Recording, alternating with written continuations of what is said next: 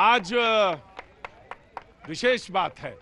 विशेष बात यह है कि पूरा राष्ट्र जिसके लिए यहां पर और यहां से भी और जो नमन है कर रहा है, भारत रत्न डॉक्टर भीमराव अंबेडकर को याद कर रहा है, वो तमाम सारे युवा, तमाम सारे लोग जो आज यहां मौजूद हैं, उन सबको मैं प्रणाम करता हूं और एक बार हृदय से जो संविधान निर्माता हैं उनको मैं याद करता हूं और उनको यहां से प्रणाम करता हूं। बहुत बहुत शुक्रिया, thank you so much.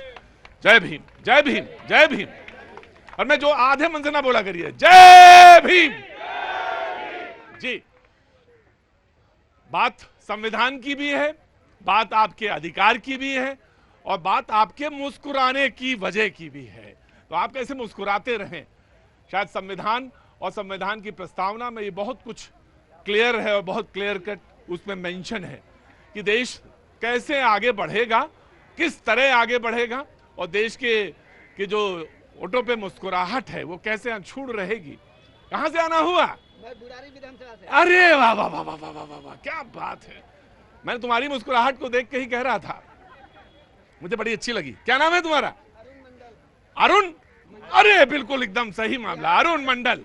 Bihar Bhagalpur से। अब बिहार भागलपुर की कोई जरूरत ही नहीं थी। अरुण मंडल अपने आप में काफी है, बहुत काफी था। बहुत बहुत शुक्रिया, थैंक यू सो मच। मेहमानों से तारुफ करा देता हूं। मुझे मालूम है बहुत सारे लोग आज यहाँ पे मौजूद हैं, बहुत सारे लोग आज बोलना चाहते हैं और उनको मौका भी मिलना चाहिए और वो बोलेंगे भी, यकीनन बोलेंगे और अच्छा लगेगा मुझे। आज मैं कम बोलूंगा, ठीक है ना? आज आप भी बोलेंगे जरूर, जरूर भाईजान, आप जरूर बोलिएगा। नहीं ऑफ कोर्स बोलिएगा, लेकिन जो मुद्दा होगा उसी मुद्दे पर। आप भाईजान आगे आ जाओ, उतनी दूर क्यों खड़े हो, पानी वानी पूछ लो। हरनाम जी कांग्रेस का पक्ष रखने के लिए मौजूद हैं, बहुत बहुत शुक्रिया, thank you so much. Rishabh Tiwari ji BJP का पक्ष रखने के लिए मौजूद हैं, बहुत बहुत शुक्रिया, thank you so much. Raghavendra Dubey ji कुछ देर में मौजूद रहेंगे, बहुत बहुत शुक्रिया, thank you so much. Doctor Mohammad Bilal साहब राजनीतिक विश्लेषक, बहुत बहुत शुक्रिया, thank you so much. Syed Jawad अभी तक नहीं पहुंचे, उनका इंतजार कर रहे हैं। और आज डॉक्टर मोहम्मद बिलाल जब आए तो इन्होंने बोला कि संविधान के प्रति जो पहली बात मुझे बताई वो मुझे मेरे घर में बताई और वो बताने वाली मेरी माँ अख्तरी, वो आज मौजूद हैं। मैंने कहा, बोले मैं लेके आया हूं। मैंने कहा बहुत अच्छी बात है, बहुत बहुत शुक्रिया, thank you so much. Doctor Iqbal साहब मौजूद हैं, उन सबका बहुत बहुत शुक्रिया। लेकिन तो पहले लोगों से ही शुरू कर लेते हैं, तब तक पैनल पूरा हो जाएगा। जी कहाँ से आना हुआ आप लोगों का? जी सुल्तानपुरी से। तो आज कैनॉट प्लेस पे किस लिए, या कोई खास वजह या बस ऐसे ही? हम अम्बेडकर मेमोरियल गए थे। हाँ जी, वहाँ से घूम के हमने यहाँ का ऑटो किया, फिर हम यहाँ पे आपको मिलने के लिए आए। बहुत अच्छा किया, तो देखते हैं। बहुत बहुत शुक्रिया, थैंक यू सो मच। तो डॉक्टर जब आप मेमोरियल गए, अम्बेडकर मेमोरियल गए, तो वहाँ पे कोई चीज ऐसी जो लगी जिसको लगता है कि पूरे देश को जाननी चाहिए या शेयर करनी चाहिए आपको? देश को तो बस संविधान जान ले वही बहुत है, संविधान ही नहीं पता किसी को। मुझे तो यही लग रहा है कि संविधान क्या, उसकी जो प्रस्तावना है वो भी बहुत अपने आप में करा है ना, सिर्फ इतना ही जान ले लो। हाँ, मैं बिल्कुल आपका नाम जानना चाहता हूँ। सर मेरा नाम शालू है। शालू, मैं एक बात कह सकता हूँ, जब तक आप जैसे नौजवान और आप जैसे लोग मौजूद हैं, यकीनन बहुत सारे लोग इस बात की तरफ नजर रखते हैं। मुझे बहुत अच्छा लगा आप दोनों लोग हमारे शो में आए, बहुत बहुत शुक्रिया। जी नमस्ते, आप कहाँ से आना हुआ आपका? सर मैं रोहिणी से आई हूँ। जी क्या नाम है आपका? मेरा नाम डॉक्टर अंजू पांचाल है। डॉक्टर अंजू पांचाल, बहुत बहुत स्वागत है आपका। आप कुछ कहना चाहते हैं? बिलाल सर हमारे कुलीग हैं। बिलाल साहब आपके कुलीग हैं, बहुत अच्छी बात है। तो आज बिलाल साहब पूरा घर लेके और साथ साथ पूरा कुनबा भी आसपास का आया है। ये सहयोग है। अच्छा चलिए कोई बात नहीं, बहुत बहुत अच्छी बात है। आप कहाँ से आई? कानपुर से आई हूँ। कानपुर से। क्या नाम है? मंजू अग्निहोत्री। मंजू अग्निहोत्री जी, आज कुछ कहना चाहती हैं मंजू जी? बिल्कुल बिल्कुल। हाँ देश जी बोलिए। देश हमारा बिल्कुल आगे बढ़ रहा है और उन्हीं संविधान का पालन करते हो। और मैं ये चाहती हूँ कि इस संविधान का थोड़ा ऑडियो बढ़ा देंगे भाई, ऑडियो दे देंगे थोड़ा। हाँ जी। इस संविधान की जानकारी प्रत्येक नागरिक को सही तरीके से होनी चाहिए। सही तरीके पे आपका जोर ज्यादा है। बिल्कुल, बहुत से लोगों को पता ही नहीं होता कि हमारा संविधान क्या है और कैसे जो है हम लोग उसको लेकर के आगे बढ़े। मैं मंजू जी एक बात कहना चाहता हूँ कि वो उधर से भी वो खड़ी हैं और उन लोग आज तो अम्बेडकर मेमोरियल होके आई हैं। मैं एक बात कह रहा हूँ, मैं एक दिन सही तौर से पता हो इसके लिए खास तौर से कॉन्स्टिट्यूशन एक्सपर्ट एक दिन एक शो ऐसा करेंगे। ये इसलिए नहीं कि आज है तो आज ही मैंने कर लिया, लेकिन मैं एक दिन ऐसा जरूर करूंगा। आपकी बात से मुझे आइडिया आया कि कॉन्स्टिट्यूशन को समझे हम अच्छी तरह से और जाने, इसके लिए कोई जरूर इंतजाम होना चाहिए और एक्सपर्ट होने चाहिए। जी कुछ कह रही थी आप? सर मुझे ऐसा लगता है कि आज हम जितनी भी महिलाएं यहाँ पर खड़ी हैं बाबा साहब की वजह से ही खड़ी हैं। और आज के टाइम में कहते हैं कि वुमेन एम्पावरमेंट जैसे बहुत सारे मुद्दे हैं, लेकिन जैसे कि अरे भाई साहब यहाँ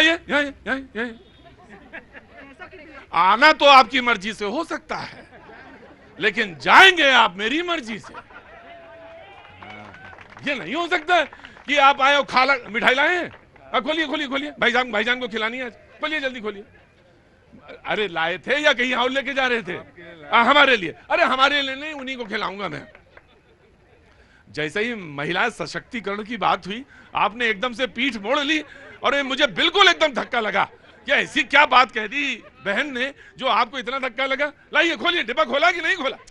आप भी बड़े कंजूस आदमी हैं, एकदम वही चांदनी चौक की वही वाली बात हो गई। चाय ले आना, आ रही है, देखो कब पहुंच जाए। आगे भाई, अपने सारे आगे नहीं आए, आज रह गए समाजवादी जी। लाइए, बहुत बहुत शुक्रिया। देखिए ये आपके लिए है, बहन कह रही थी, ये लीजिए, उठाइए एक पीस। अरे उठाइए, और नहीं भी अगर मिठाई आई आप खाइए।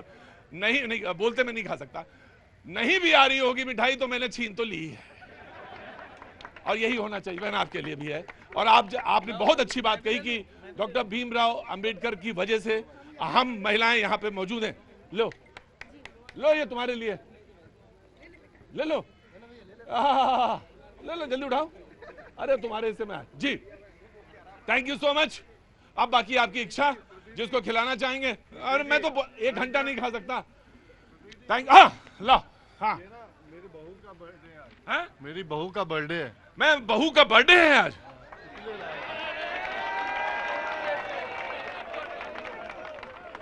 मैं उनको तो शुभकामनाएं देता हूं, लेकिन ये जो ऐसे ससुर सबको दे ईश्वर, और इनके लिए ताली बजाइए, जरूर ताली बजाइए। लो तुम्हें मैंने देख लिया था, उड़ा लो पूरा। हाँ, बहुत बहुत शुक्रिया, थैंक यू सो मच। और ये इससे अच्छा पुनीत दिन कोई हो ही नहीं सकता कि सबको मिठाई खाने को मिले और मिठाई बांटने का मौका मेरे हाथ से हो। जी मैं ले लूंगा, पकड़िए, थैंक यू सो मच। मैं डिबेट स्टार्ट करूं या 1-2 लोगों से और बात कर लूं, जैसा आप बताएं। आप कुछ कहना चाहते हैं? जी, कहां से आना हुआ? दांडी नवसारी। अरे नवसारी से आए हैं। हाँ, ओ क्या बात है। हाँ मैं समझ, हाँ जी, बहुत अच्छा। क्या नाम हो गया आपका? दीपक पटेल। दीपक पटेल साहब, कुछ कहना चाहते हैं? बोलिए। ये कह रहा हूँ, मानव उत्पत्ति सबसे सुंदर रचना है प्रकृति की। बिल्कुल, आपने बिल्कुल बहुत अच्छी बात कही कि ईश्वर तो सबसे अच्छा, उससे सुंदर तो कोई हो ही नहीं सकता। लेकिन अगर ईश्वर ने सबसे सुंदर कृति कोई बनाई तो वो, हाँ, वो मानव है, इसमें दो राय नहीं। और आपके विचार बहुत अच्छे हैं, मुझे बहुत अच्छा लगा। सोचने का, समझने का और बहस करने का सब कुछ दिया हुआ है जी। हाँ, और अगर हम उसको रेस्ट्रिक्ट करेंगे, मैं थोड़ा सा डिफाइन करूंगा कि किसी किताब की वजह से हम रेस्ट्रिक्ट कर देंगे कि इसको फॉलो करो और इसके सिवा आपका आगे पीछे कुछ नहीं है। मैं समझ गया, इतना बेवकूफ आदमी नहीं हूं मैं आ गया। प्रतीक जी मैं आ गया। अब देखिए, मैं नहीं, आपके विचारों का मैं कदर करता हूं। मैं हु आई एम, मैं कौन पिदी का शोरबा जो मैं आपको रोकूं? बिल्कुल सर, मैं आपकी बातों का बिल्कुल एहतराम करता हूं, बहुत बहुत स्वागत करता हूं। और आप हमारे शो में लगातार आते रहिए। ईश्वर आपको दीर्घायु करे, घर परिवार में खूब बढ़िया सुखी हो। लेकिन ये वाक्य मैं इसीलिए बोल पाया क्योंकि मैं अपने धर्म में जितना विश्वास करता हूं उससे उतना ही विश्वास मैं सामने वाले पे भी करता हूं, इसीलिए मैं बोल पाया। और आपका जो इशारा जरा सा रत्ती भर उधर गया ना, मैं इस खुशनुमा माहौल में जरा सा भी खलल नहीं डालना चाहता। मैं बिल्कुल आई नो। तो फिर ऐसी बात ना बोला करिए। हाँ, मुझे अच्छा नहीं लगता सर। लेकिन अब ठीक है, मैं आगे बढ़ता हूं। आपको कौन मैं रोकने वाला होता हूं? आपके मन में जो आएगा बोलिएगा। कांग्रेस के, मैं बोलता हूं, कांग्रेस के एमपी हैं इमरान मसूद साहब, वो कहते हैं मस्जिद नहीं होगी तो नमाज कहां पढ़ोगे? बात बिल्कुल सही है। कब्रिस्तान नहीं होंगे तो दफन कहां किए जाओगे? बात बिल्कुल दुरुस्त है। फिर वो कहते हैं, मतलब की बात, कि ईदगाह की तो बात छोड़िए, दुआ कीजिए कि हम लोग वापस आ जाएं। हम लोग मतलब कांग्रेस वापस आ जाएं। वो मतलब की बात तो बहुत तुरंत आ गए, ये मुझे बहुत अच्छा लगा। कि ईदगाह की बात छोड़िए, दुआ कीजिए कि हम लोग वापस आ जाएं। समंदर में तूफान का सामना जहाज करता है, कश्तियां नहीं। ये बात वो रीजनल फोर्सेस के लिए कह रहे हैं। कौन? समाजवादी, आरजेडी इसकी तरफ इशारा है। वो पूछेंगे कि ये नहीं, मैंने नहीं कहा, लेकिन मुझे मालूम, इतना समझदार हूं मैं, कि जहाज यानी कांग्रेस और बाकी रीजनल पार्टीज जो हैं उसकी तरफ इशारा कर रहे हैं। वो कह रहे हैं कि जब तूफान आता है तो समंदर पे चढ़ना पड़ता है, और वो ये कह रहे हैं कि जहाज पे चढ़ना पड़ता है, और वो कह रहे हैं ईदगाह की बात छोड़िए, दुआ कीजिए कि हम वापस आ जाएं। तो कैसे वापस आएंगे? जी जनाब आले जवाब साहब बोलिए, हुजूर क्यों लेटा है, आइए बोलिए, शुरू करिए। जी प्रतीक भाई, आपको और आपके सभी दर्शकों को मेरा जय हिंद, जय संविधान, और आज बाबा साहब भीमराव अम्बेडकर जी की जयंती पे पूरे देशवासियों बहुत बहुत शुक्रिया साहब, थैंक यू जवाद भाई। जी देखिए क्या है, जो बात जिस कॉन्टेक्स्ट में कही गई है उसको समझने की जरूरत है। आप मुझे समझाइए, बिल्कुल समझाइए, मैं समझना चाहता हूं। आज देश जिन परिस्थितियों से गुजर रहा है वो आने वाले समय के लिए, आने वाले भविष्य के लिए बहुत ज्यादा खतरनाक उसकी परिस्थितियां हो रही हैं। देश के ऊपर कर्जा बढ़ता चला जा रहा है, और अभी आप देखिए कि एक दिन के अंदर 19 लाख करोड़ रुपए शेयर मार्केट के अंदर भारतीयों का डूब गया, उसके ऊपर कोई चर्चा नहीं हो रही है, और चर्चा हो रही है वक्फ बोर्ड के ऊपर, वक्फ के ऊपर हो रही है। क्या ये जरूरी नहीं था कि हमारी आर्थिक नीतियों के ऊपर चर्चा होनी चाहिए? जो हमारे देश का बैंकिंग सिस्टम है वो लगातार कोलैप्स कर रहा है। नहीं तो ये बात आप हमें बता रहे हैं या इमरान मसूद को समझा रहे हैं? हम देश को समझा रहे हैं? हैं। अच्छा नहीं, इमरान मसूद को नहीं समझाया आपने? नहीं, इमरान मसूद ने जो बात करी वो सही कही है, चुभती हुई कही है, इसीलिए चुभती हुई कही है कि लगे लोगों को। अच्छा तो क्योंकि हमको तुम यही बताओ बस कि वो चुभने वाली बात है क्या? भाई हम कैसे, हम में रुकिए, बैठे रुकिए, तुम आ गए फिर से, वो बताइए चुभने वाली बात है क्या? हाँ, प्रतीक भाई सत्य कड़वा होता है, इसीलिए लोगों को कड़वाहट मुंह में लग रही होगी, लेकिन सत्य तो यही है आज की डेट में। वक्फ को लेकर के आदरणीय प्रधानमंत्री जी कह रहे थे आज आकर के भूमाफिया, पूछिए भारतीय जनता पार्टी में कितने ऐसे विधायक हैं, कितने इतने मंत्री हैं, कितने ऐसे सांसद हैं जिनके ऊपर गंभीर धाराओं में आपराधिक मुकदमे हैं और वो भूमाफिया के नाम से जाने जाते हैं। क्यों टिकट दे दिया भारतीय जनता पार्टी के लोगों ने, उसके ऊपर जिक्र नहीं हो रहा है। वक्फ बोर्ड जो है वो भूमाफिया बता दे रहे हैं। अरे वक्फ बोर्ड भी इसी भारत का है, इसी भारत के संविधान के अंदर उसको हक दिया गया है कि वो अपने राइट्स के अकॉर्डिंग अपनी चीजों का डिस्ट्रीब्यूशन कर सके, लेकिन आप उसके ऊपर बात नहीं कर रहे हैं। और एक धारा हुआ करती थी, मैं बिल्कुल आ जाऊंगा, सारी धारा पे आ जाऊंगा, सारे कॉन्स्टिट्यूशन के 15(5) से लेकर 15 तक सारी डिस्कस। संविधान के अंदर की बात ही नहीं, बाबा साहब अम्बेडकर ने वक्फ का जिक्र संविधान में नहीं किया है। ये देशवासियों को मैं बताना चाहता हूँ। कांग्रेस ने जो संविधान में अमेंडमेंट किया वक्फ बोर्ड पर 2013 में, वो उसने संविधान से भी ऊपर बना दिया उस कानून को, वक्फ बोर्ड को। ये बाबा साहब अम्बेडकर भी आज देख रहे होंगे ना, तो बाबा साहब अम्बेडकर खुश हो रहे होंगे कि जिस पार्टी ने बाबा साहब अम्बेडकर को एक बार नहीं 2 बार हराया था, आज वो पार्टी धूल चाट रही है। ये बाबा साहब अम्बेडकर मोदी जी को आशीर्वाद दे रहे हैं कि मोदी जी ने वो कसर पूरा किया है बाबा साहब अम्बेडकर जी का, जिन्होंने बाबा साहब अम्बेडकर का इन्होंने बार बार अपमान किया, राइट, उनके संविधान का भी अपमान किया। राइट, मैं आया। ये दोनों लोग इंडिपेंडेंट वॉइसेस हैं, लेकिन बीजेपी और कांग्रेस, पहले Congress and then the BJP. जी देखिए प्रतीक जी, मैं पहले तो बहुत धन्यवाद करूंगा आपका और आपके चैनल का कि उन्होंने भारत रत्न बाबा साहब की 134वीं जयंती पर ये बहुत शानदार कार्यक्रम रखा है, और उनको कृतज्ञ पूरा राष्ट्र जो है उनको नमन कर रहा है। हाँ। और आज हम चाहेंगे कि जो बाबा साहब का सपना था सामाजिक न्याय का, जो देश के अति पिछड़े, वंचित, पीड़ित महिलाएं, उन तक ये सामाजिक न्याय जिन तक नहीं पहुंचा है, जो समाज की पिछली कतार पर है, उनको आगे लाया जाए, मुख्य धारा में जोड़ा जाए। उसके तहत आज हमारे कांग्रेस के अध्यक्ष ने भी कहा है कि 15(5) का जो निर्णय है कि जिसमें कि SC ST OBC के छात्रों को यूनिवर्सिटीज कॉलेज में जो एडमिशंस नहीं मिल रहे हैं, वो सुप्रीम कोर्ट ने जब पहल कर दिया था तो उसको लागू किया जाए इस सरकार के द्वारा। 1976 में इंदिरा गांधी जी ने सब प्लान का SC ST के लिए लाए थे कि बजट का जितना अकॉर्डिंग टू पॉपुलेशन हिस्सा है वो उस पर खर्च होगा, वो भारतीय जनता पार्टी ने 2015 में बंद कर दिया, वो चालू हो। इसके बाद हम जो 50% की कैप है रिजर्वेशन की, वो जैसे हमने तमिलनाडु में नहीं है ऐसे पूरे देश में लागू हो। इसके अलावा जो महिला आरक्षण बिल पिछले 2 साल से पार्लियामेंट से पास है, वो कहां पर है हम ये जानना चाहते हैं। हम चाहते हैं उन महिलाओं को 50% आधी आबादी को न्याय मिले। तो ये सब बाबा साहब के सपने थे, बाबा साहब ने जिनको संजोकर महिलाओं को, आधी आबादी को शक्ति देने का, एम्पावरमेंट करने का काम किया था। और जो इमरान मसूद कह रहे हैं वो नहीं, इमरान मसूद जो कह रहे हैं कि वो मस्जिद होनी चाहिए, तो ठीक है मस्जिद होनी चाहिए उनके लिए, उनकी इबादत करने के लिए कब्रिस्तान। वो कह रहे हैं हमको ले आइए, तो हम 1 ही घंटे के अंदर ये सब वक्त हटा देंगे।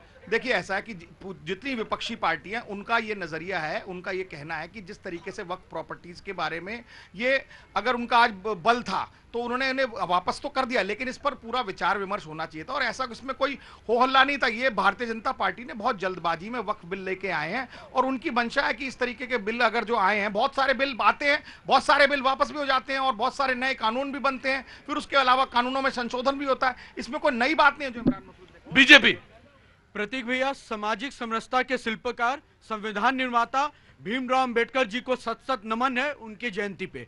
दो विषय मैं कहूंगा। जब कांग्रेस संविधान की बात करती है तो मुझे हंसी आती है और वो 1977 का वो काला दिन भी याद आता है और मनमोहन सिंह जी के कार्यकाल भी याद आते हैं जब संविधान की धज्जियां उड़ाई गई थी।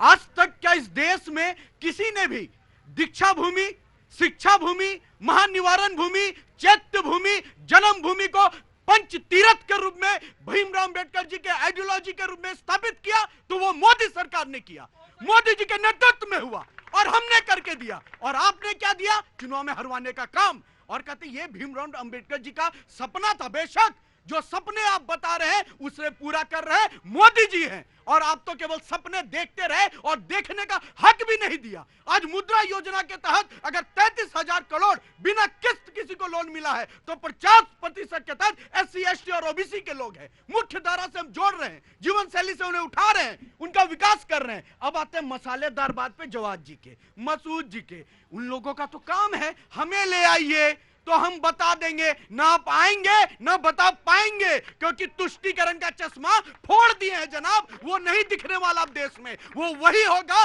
सनातन संस्कृति के उत्थान। तो डिबेट में कुछ काम की बातें थी और फिर उसके बाद आगे बढ़ा। जी जनाब अली, मैं आज सब बात पूछूंगा आपसे भी। जी जनाब। मैं सभी देशवासियों को बाबा साहब के जन्मदिन की शुभकामनाएं, बधाइयां देना। बहुत आपको भी शुभकामनाएं। महान व्यक्ति हमारे देश में जिनका जन्म हुआ और जिन्होंने हमें संविधान दिया, और आज हम गीता, कुरान, रामायण, बाइबल, गुरु ग्रंथ सब अपने घर में रखते हैं, लेकिन इस संविधान रूपी जो हमारा जीवन का, हमारे देश का ग्रंथ है, उसको हम उस महान ग्रंथ के साथ क्यों नहीं रखते अपने घरों में? रखना चाहिए, सभी को रखना चाहिए। जिस तरीके से हमारे गीता, कुरान, बाइबल, गुरु ग्रंथ है, उसी तरीके से हमारे संविधान भी एक महान ग्रंथ है। ये भी पूजनीय, आदरणीय उसी प्रकार है। हमें अपने घरों में रखना चाहिए, हमें संविधान का पता होना चाहिए। यदि आज हमें संविधान का पता होता तो आज बंगाल, मुर्शिदाबाद में ये हिंसा न होती। बड़े दुख के साथ मैं कहता हूँ, यदि संविधान जानने वाले लोगों ने उन लोगों को बताया होता कि आपका अधिकार क्या है और आपका संविधान क्या है, आपके जो धरना, वो तो कह रहे हैं कि आपकी जमीनें चली गई, वो कह रहे हैं मसाजिद चले गए आपके। कुछ नहीं गया, न जाने वाला है और न जा सकता है, ये भ्रम। जी जनाब अली, ये भ्रम। पेशा आपका? हमारा, मैं ऑटो ड्राइवर हूँ। आइए, पढ़े लिखे आदमी, आगे आइए। नहीं प्रतीक भाई, बहुत अच्छी बात करी हाँ। है, इसका सम्मान होना चाहिए। लेकिन हाँ। अभी हमारे ऋषभ तिवारी साहब ऐसे ऐसे उछल के बता रहे थे कि बाबा साहब भीमराव अंबेडकर का सम्मान हमने करा है, हम करते हैं। तो बाबा साहब भीमराव अंबेडकर जी की आइडियोलॉजी को फॉलो करते हैं या आप सावरकर साहब की आइडियोलॉजी को फॉलो करते हैं? उस चीज में अंतर हमको बता दीजिए, क्योंकि जब आप बाबा साहब भीमराव अंबेडकर जी की आइडियोलॉजी को लेकर के चलते हैं तो आप जो है सावरकर जी की आइडियोलॉजी से पीठ फेर लेते हैं। आप दोनों को लेकर चलते, एक वो है जिन्होंने बाबा साहब भीमराव अंबेडकर के पुतले जलाए, उनके बारे में अपशब्द बोले, और यही आरएसएस के लोगों ने उनका अपमान करा, उनके पुतले जलाए, उनको रावण स्वरूपी तक इन लोग ने करार दे रखा है। आज मैं आपके चैनल के माध्यम से तुष्टीकरण, देश को तोड़ो, लोगों के चेहरे को बेनकाब कर रहा हूं। ये वही चेहरा है जो आज तक हिंदू मुस्लिम करके देश को तोड़ते रहे। अब दो वीर पुरुष को आपस में तोड़ रहे हैं। उनके देहांत के बाद उनके श्रद्धांजलि जब दी जा रही है तो दो महान पुरुषों की कलंकित ये कर रहे हैं। इतना नीचे गिर गए हैं सत्ता लोभ में। सत्ता दूर है तो ये सावरकर की तुलना, अरे धू के उनके चर के माटी के बराबर कोई नहीं है आपके कांग्रेस में। सावरकर वो है, भीमराव अंबेडकर हो चाहे सावरकर जी हो, दोनों हमारे लिए श्रेष्ठ हैं और दोनों का एक ही सपना था, विकसित भारत हो अपना और संस्कृति के साथ नए टेक्नोलॉजी। अरे 10 सेकंड का 10 दिन लो तुम, पूरे आराम से यहीं खड़ी रहेगी। जनता कहाँ जाएगी? जनता तो यही है, आप ही के भाषण सुन रही है उसी खुराक में। अरे तुम ही कह रहे हैं, क्या नाम है? पवन कुमार, कहां से आना हुआ है? बिहार? कब से आए? कब आए बिहार से? 10 दिन हुए ना? हाँ, चेहरे पे लिखा था कब आ रहे पे कि 10 दिन हुए हैं। तभी मैंने पूछा कि कितने दिन हुए। मैं आ रहा हूं, खड़े रहिए। समाजवादी पार्टी के प्रवक्ता का भी बहुत बहुत स्वागत है। डिबेट का आगाज करते हैं। एक बार जो मुद्दा चल रहा मैं उसी पे रखूंगा। अखिलेश जी ने कहा आज सबसे ज्यादा जरूरी है देश संविधान से चले। बिल्कुल बिल्कुल सही बात, 100% एग्री। ताकतवर लोग आज भी कमजोरों पर अत्याचार कर रहे हैं। यह बात कई समाजवादी पार्टी बोलेंगे, उसके बाद then I will call you. जी बिल्कुल सही कहा कि आज प्रधानमंत्री जी ने भाषण दिया, अच्छा कि आदिवासी की भी बात की, दलित की भी बात की। तो उन्होंने कहा कि आदिवासी की जमीन जो है अब कोई वक्फ जो है कब्जा नहीं कर सकता। आज भारत रत्न और संविधान शिल्पी डॉक्टर साहब का आज जयंती है, उनको नमन करते हैं। और इस अवसर पर मैं कहना चाहता हूं कि अभी उत्तर प्रदेश में जिस तरीके से करड़ी सेना ने तलवार लेकर के और बंदूकें लेकर के, हथियार लेकर के जिस तरीके से लहराया, और जो हमारे दलित सांसद हैं रामजी लाल सुमन, नहीं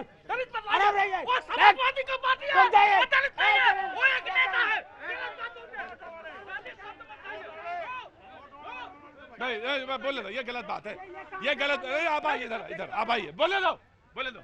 यही दिक्कत है कि बीजेपी वाले ऐसी तो पाले रहते थे। मैं तुमको भगा दूंगा, 2 मिनट डिबेट पे लगेगा, सेकंड्स लगेगा, तुम्हें भगा दूंगा। बोलने दो, डिस्टर्ब मत करो, बोलने दो। हाँ जी। अगर कोई वहां पर ये कहता है कि उनकी हड्डी तोड़ कुटाई होगी, सीधा मारने की बात हो रही, अखिलेश यादव को गोली मारने की बात हो रही है, तो ये देश संविधान से चलेगा कि नहीं चलेगा? उत्तर प्रदेश में योगी आदित्यनाथ का शासन है, बीजेपी की सरकार है, क्या किसी पर भी कार्रवाई नहीं हो? क्यों नहीं हुई? और कार्रवाई नहीं हुई तो संविधान से ये प्रदेश और देश नहीं चलेगा। एक मिनट, अगर आपके पास डिबेट में सब्र नाम की चीज नहीं है तो बराए मेहरबानी कल से मेरी डिबेट में बताना, तुमको मना, बहुत वार्निंग है, लास्ट वार्निंग है। जनाब अली, आपके सब्र की दाद देता हूं। जब वो बोल रहे थे मन कुबल, गुस्सा आती है ना आदमी को एकदम से, वो दूसर बोल रहे हैं, वो गुस्सा आ गई होगी इनको। अब जो कंट्रोल कर ले गया गुस्सा, वो तो मेरी डिबेट में रहेगा, वरना ऑटो पकड़ो निकल लो। हाँ जी जनाब। सबसे पहले तो मैं अंबेडकर जयंती पर सबको शुभकामनाएं देता हूं दिल की गहराई से। जी। ऐसा खूबसूरत संविधान हमको बाबा साहब ने दिया। जी। अब मैं ये सम्मानित अपने समाजवादी पार्टी के सम्मानित प्रवक्ता से पूछना चाहता हूं, प्रवक्ता जी से ये पूछना चाहता हूं कि ये अखिलेश जी से पूछें कि मायावती जी अतिथि गृह कांड में कमजोर थी या ताकतवर थी?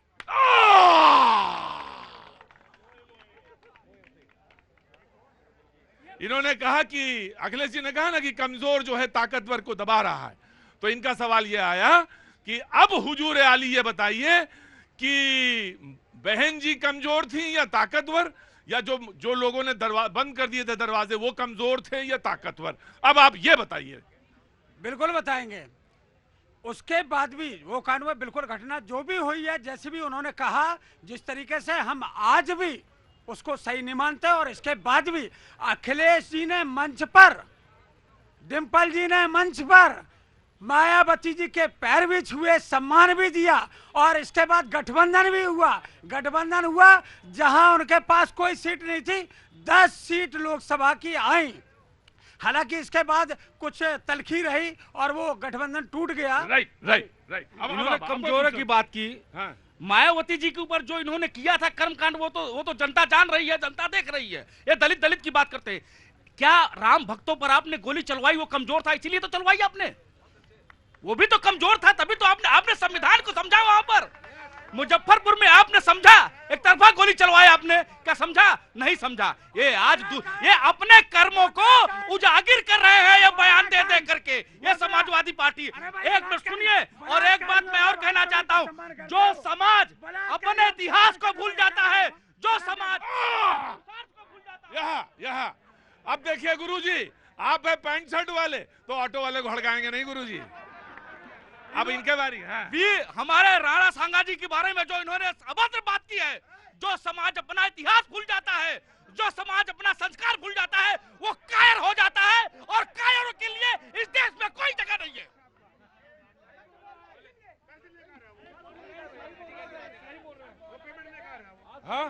बात नहीं, कोई बात नहीं। अरे कोई बात नहीं, इनको टोकने के लिए मतलब मैं देखिए एक मिनट आप चुप रहे, एक मिनट मैं बोल रहा, मैं एक मिनट। क्या नाम बाबू जी? सर मैं मुकेश जी पेमेंट तो कुछ नहीं मिला, वो डांट हमारी जरूर खा गया है, वो डांट जरूर खा जाए, खुद आप खड़े रहेंगे। कष्ट है सर, मेरे वीर सपूत जिन्होंने देश के लिए एक हाथ पर उन्होंने तलवारें लेकर के जंग लड़ा, उनको आप क्या बोल रहे हैं? आप, मैं बोल नहीं सकता अपने मुंह से। आप वीर राणा सांगा जी के बारे में क्यों बोलते हो ऐसी बात? हमारे इतिहास को जिन्होंने हमें एक आजाद हिंदुस्तान दिया, आपको कोई हक नहीं है। अगर आपको अपने परंपराओं पर कोई गर्व नहीं है तो आप कायर हैं, आपके लिए इस देश में कोई जगह नहीं ना। मुकेश जी को नहीं, मैं आ रहा हूं। अगर मैंने मुकेश जी से नहीं पूछा तो गड़बड़ है बात।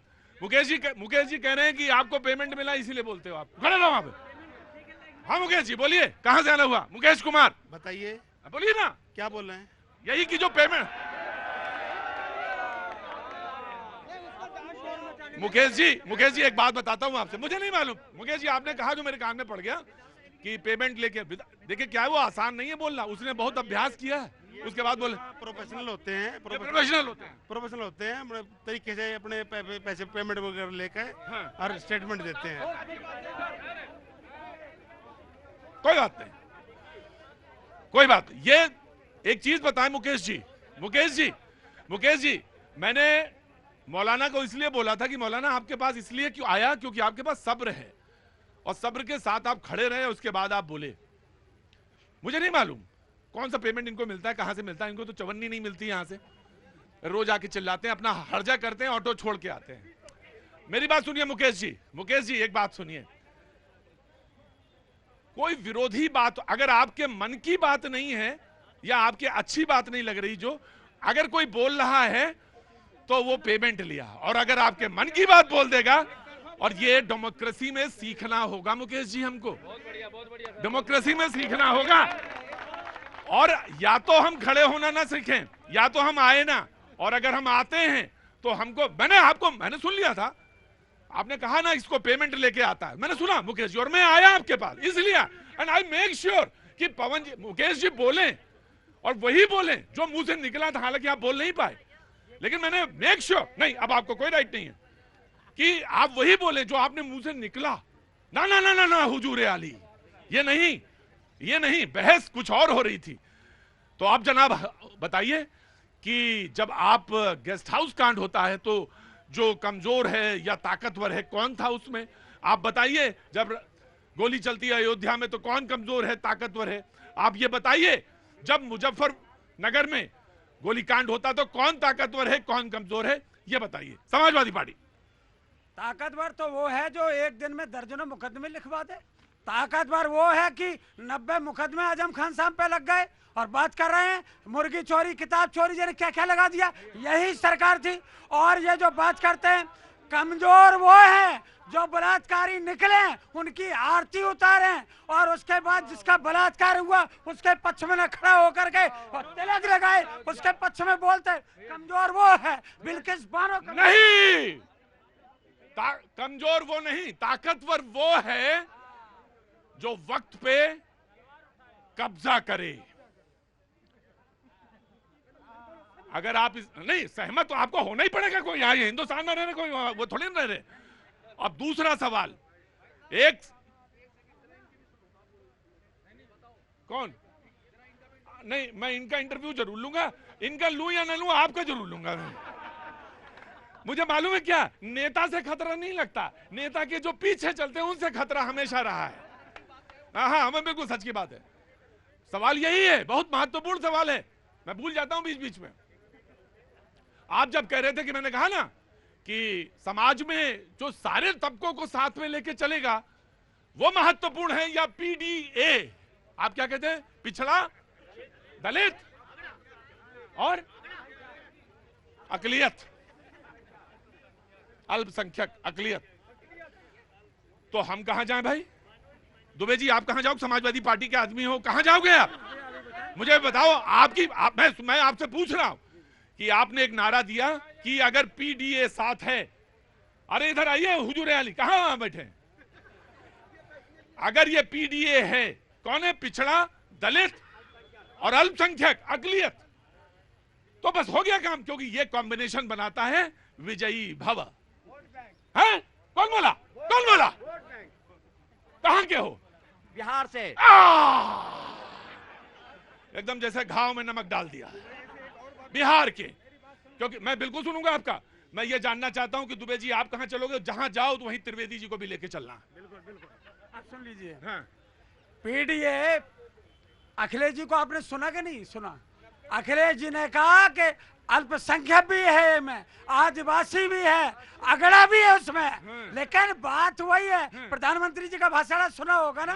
क्या बोलते रहे? आदिवासी को ये नहीं करने देंगे। आदिवासी के ऊपर जब बीजेपी का कार्यकर्ता एमपी में पेशाब कर देता है और प्रधानमंत्री जी बात करते हैं कि आदिवासी के लिए आपने क्या किया? नहीं, मैं पूछूंगा। नहीं, मैंने सवाल ये नहीं पूछा था। मैंने ये सवाल मैं हरनाम जी के पास नहीं गया। हरनाम जी का नारा नहीं है पीडीए आपका नारा है।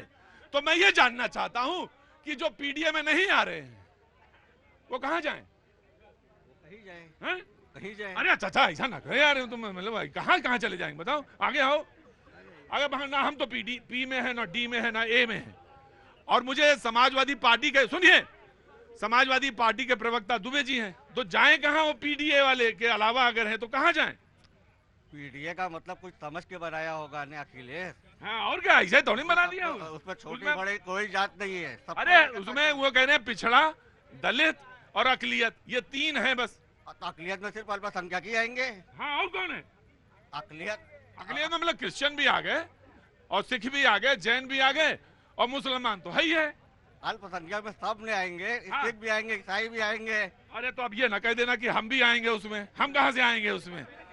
हाँ जी, आया जी, आ गया। अरे रुकिए, आ गया। मैं तो पहले ही से हूं। मैं ये कह रहा हूं कि सर्वभाव और समता के साथ समाज चलेगा या टुकड़ों के साथ समाज चलेगा, यह जानना बेहद जरूरी है। और आज इसलिए महत्वपूर्ण है क्योंकि आज 14 अप्रैल है। 14 अप्रैल है। आज इस पर जरूर बात होनी चाहिए कि समाज में एकता के बंधन से बांध करके समाज चलेगा या 3 को लेके चलोगे, 4 को लेके चलोगे, 2 को छोड़ के चलोगे। मैं ये जानना चाहता हूं और बड़ी ईमानदारी के साथ सवाल रख दिया।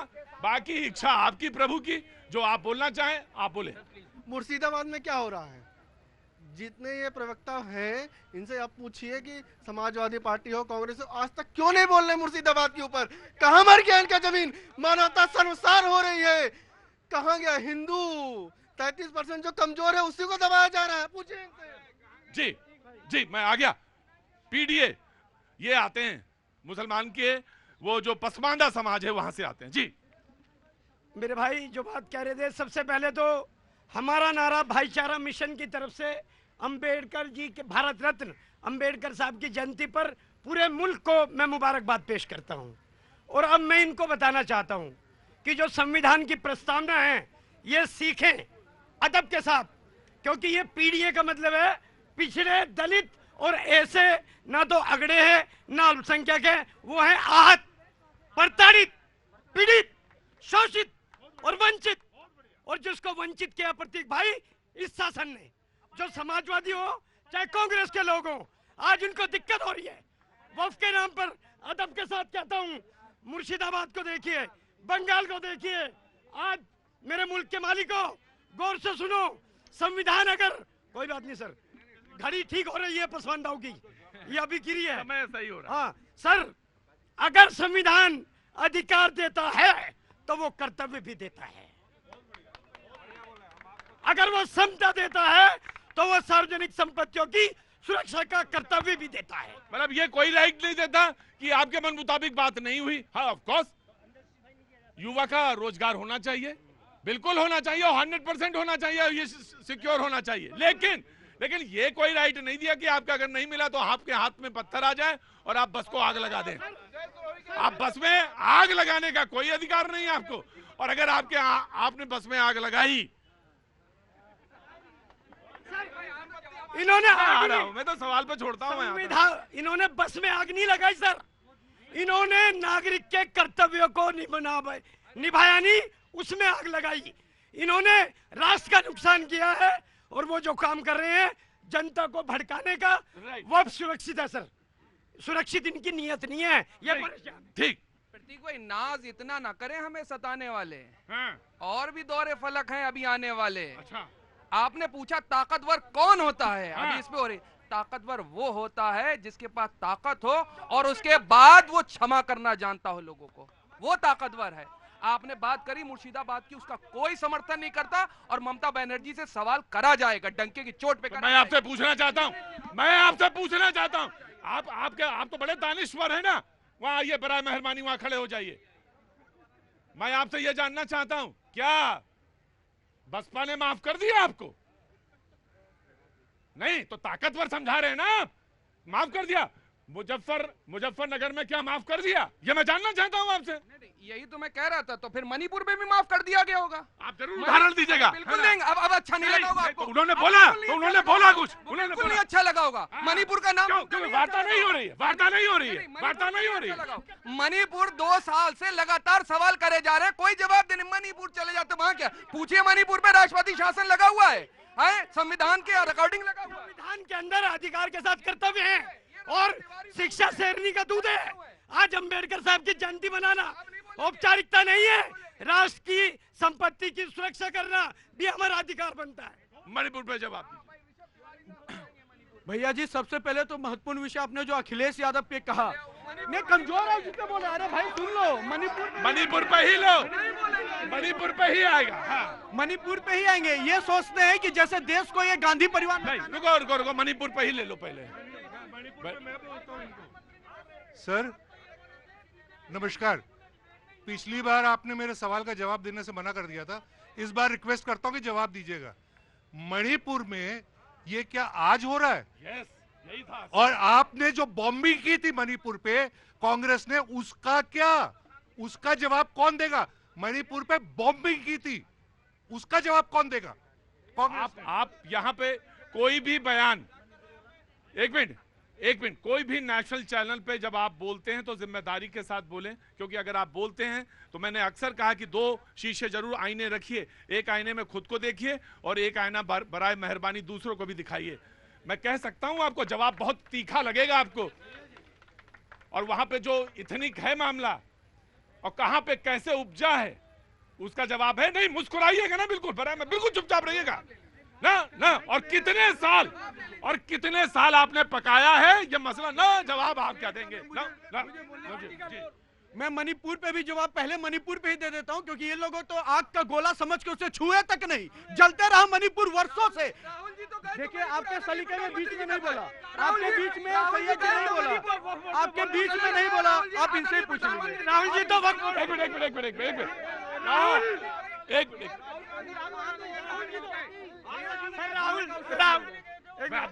राहुल जी तो मुसलमानों के हितैषी वक्फ बोर्ड पे बोले भी नहीं, वोट भी नहीं दी, बनते हैं मुसलमानों के हितैषी। अरे मैं बोल देता हूँ, आपने जो बोला मुकेश जी मैंने सुना। अरे वो क्यों बोलेंगे, यही तो बोला था ना। वक्फ बोर्ड पे क्यों नहीं बोले? चिल्ला लिए, जवाब सुन लीजिएगा। मणिपुर के डेथ रेशियो भी अगर निकालेंगे, वहां के इंसिडेंट निकालेंगे, भारतीय जनता पार्टी जब से शासन में आई है कम हुए हैं। जलते रहने दिया मणिपुर को, 370 को, राम मंदिर को, हर मुद्दे को आपने छुआ का, क्योंकि आपको डर था कि एक धर्म का लोग नाराज हो जाएगा। हमने वहां भी सॉल्यूशन दिया, मणिपुर भी सॉल्यूशन देंगे। और एक बार मैं अखिलेश यादव पे आता हूं, जो अखिलेश यादव ने कहा कि ताकतवर कौन होता है और कमजोर कौन होता है, तो मैं पूछता हूं और याद दिलाता हूं समाजवादी के नेताओं को, मुलायम सिंह यादव जी कितने कमजोर थे और उस समय कौन ताकतवर था जब आपातकाल में वो भी जेल गए थे, किसके अधीन में जेल गए थे। आज उसी कांग्रेस पार्टी के नीचे बैठकर अपनी राजनीति करते हैं। और मैं कह रहा हूं संविधान की बात करने वाले, इंडी गठबंधन की बात करने वाले, हफीजुल अंसारी मंत्री है इंडी गठबंधन का, कहता है मेरे लिए संविधान पीछे है, पहले सरिया कानून है। तो इस देश में कौन संविधान नपेंद्र मिश्र को जानते होगे ना,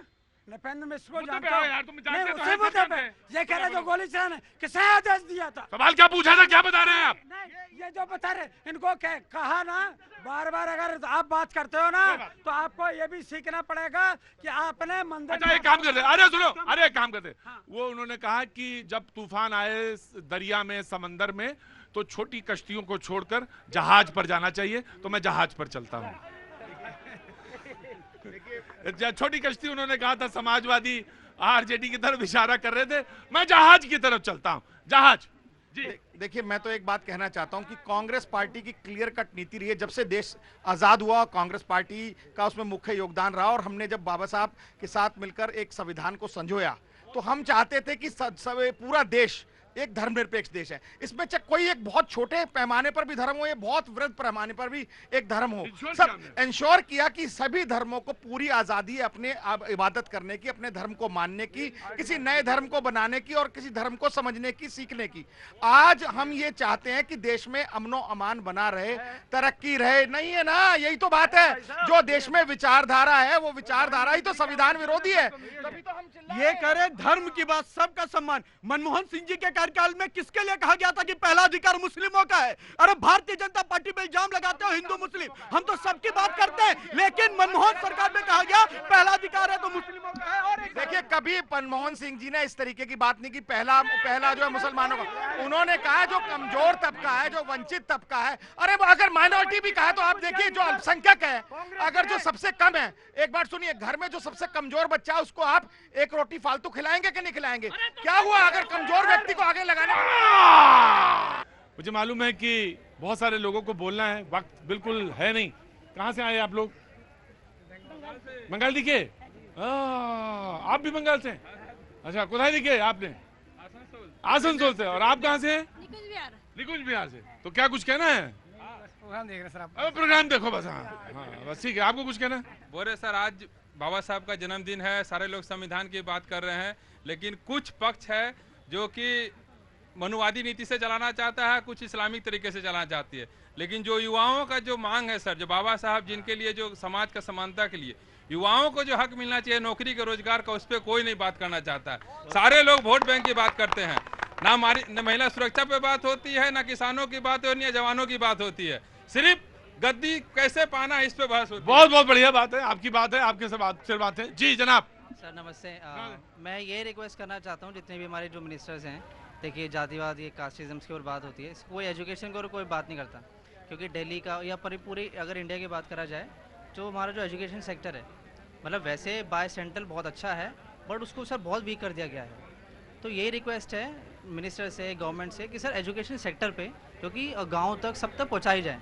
राइट, ये बात हो और खुल के बात हो। जी जनाब अली। श्योर भैया जी, भीमराव अंबेडकर जी की बात सारे कह रहे हैं, उनका क्या मेन ध्येय था? पिछड़े पंक्ति पे जो है सबको समानता मिले, और इसी वक्त बोर्ड में अगर हम समानता पिछड़े मुसलमानों को, पसमानदा को आगे लाते हैं तो पेट में दर्द होता है। पिछड़े व्यक्ति चाय वाला एक प्रधानमंत्री बन जाता है तो पचने नहीं लगता है। और मैं एक बात स्पष्ट करता हूं, यहाँ एक ऑटो वाले को कह दिया गया पेमेंट मिलता है। हाँ पेमेंट मिलता है, उसे पेमेंट है राष्ट्र प्रेम का, पेमेंट है संघर्ष का, पेमेंट है ऑटो चलाते हुए देश हित के लिए, देश नीति में कार्य करने का, वो है उसका पेमेंट। और मैं आपको बता रहा हूं सर, एजुकेशन की बात हुई, रोजों की रोजगार की बात हुई, एजुकेशन पॉलिसी बदला किसने? न्यू एजुकेशन पॉलिसी लाई भाजपा ने। समानता की बात गई, स्टार्टअप की योजना लेकर आए भाजपा ने। और एक बात सत्य है, ये देश में काशी विश्वडोर भी बनेगा और चंद्रयान 3 भी पहुंचेंगे। क्या बात है, वाह क्या बात है, बहुत अच्छी बात है। और ये होना भी चाहिए, तमाम सारे लोगों को बोलने का हक है।